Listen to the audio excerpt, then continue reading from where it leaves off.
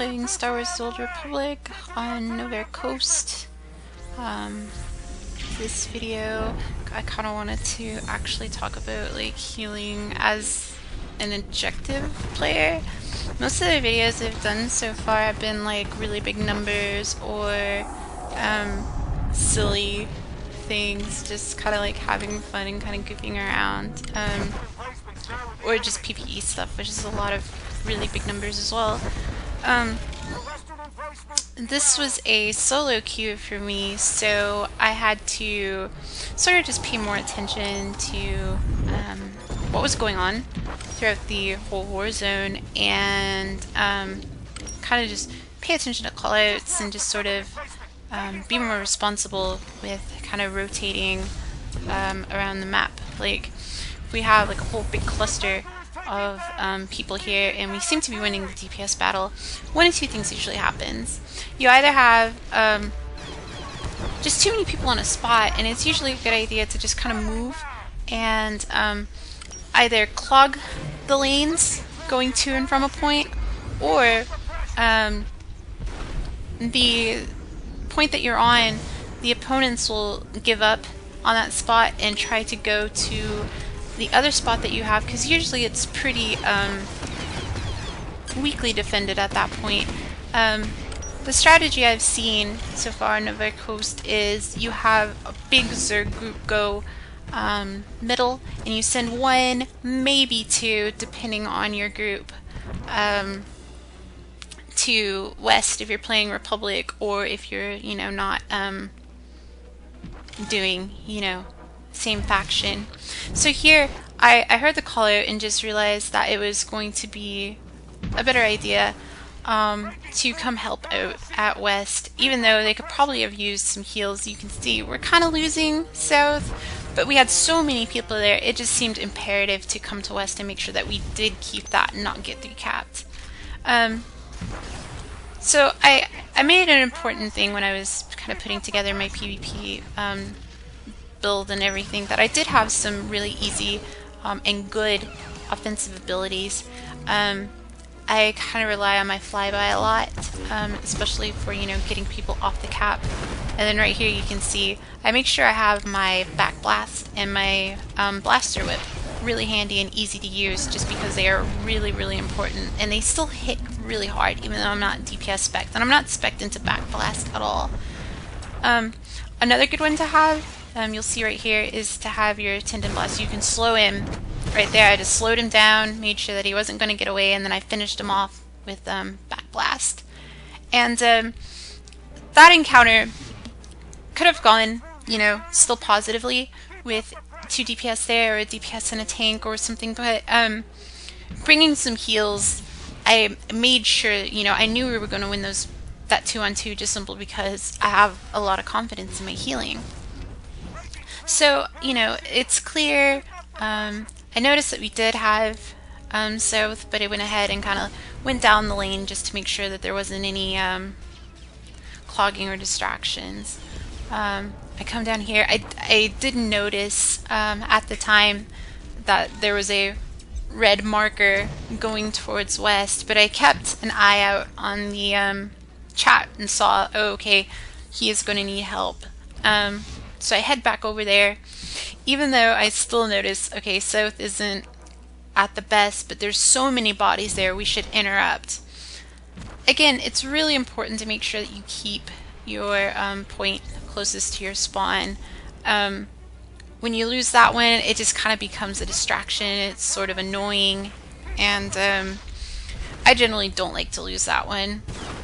So we kind of just chase down, harass this healer, which feels good. Being constantly harassed myself as a healer, it always feels good to get a little bit of revenge. So I kind of just do my part defending with a little bit of offense. You kind of just stick around for just a second just to make sure they aren't pouring numbers through. I do notice that there is somebody at east, but that we already have 2 points, and for Novare Coast, you only need the 2 points. 3 capping is pointless. The only reason you might want a 3 cap, and I still don't recommend it, is for kind of humiliating your opponent. And I like a good, clean, solid win. I don't usually go for the humiliation. On Civil War, 3 caps sometimes just to be safe. It's good to get those extra points and to keep them from getting points, but on Novare Coast, it's really not necessary. So South was having some problems. I decided to come over and start healing, and I instantly get focused and harassed. But we have a lot of people just being really stubborn, staying in the bunker, and making it really rather easy for me to heal. Like I said, this was a solo queue for me. I was just I noticed there's a new twist to the daily. If no one's noticed, now you've got 6 war zones that need to be played, and you get 2 filled for a win and 1 for a loss. So it's basically the same as the old daily if you didn't have problems getting your wins. But I guess it's a little bit either easier, or they're just trying to incentivize PvP a little bit more, which I kind of like. Me personally, I have a lot of people in my guild that like to PvP, and I usually do well enough solo queued that I never really had a lot of problems getting my daily, but I can understand. I know a lot of people have problems and they really want a PvP and they want to start working towards, you know, war hero gear, but it can be a little off-putting when you can't get that daily done and you get those 99 ranked comms without having to trade in your Warzone comms. And that kind of leads me to another thing. I really enjoy PvP in this game. It's a big part of what I do. I also do a whole lot of PvE. So I get frustrated sometimes just because it doesn't seem like I have enough time during the day to, you know, do all those PvP matches and start working on getting PvP gear, and also working towards getting PvE gear. I like the separation a little bit. I'm not the hugest fan of expertise. As you can see, I'm not wearing all expertise gear. What I'm wearing right here in this video, I have something like 1023. I have a Battlemaster hat I could be wearing, and I believe one of my relics is still a PvE relic, and I love what I get out of it so much that the expertise at this point, I don't take a whole lot of damage, so my damage reduction is good enough, and the healing debuff, my crit surge is so high right now that whatever I am losing with the debuff, I'm just making up with solid numbers. So I like that there is a separation, but the war hero gear, I understand, you know, they want to grind, you know, give you a reason to stay playing the game, but some of the pieces are really expensive, and like I don't mind that they're really expensive, but it's just sort of like that turning in of comms again. It sort of feels like the bags, and I'm not a huge fan of it, but I understand what they're doing. I've been war hero now for a really long time, and I really want my gear, but with the ranked war zones, that incentive to PvP like 24/7 with the mix of, you know, having a lot of PvE commitments, sometimes I get a little discouraged with it, but I still really love the PvP in this game, and it's a whole lot of fun.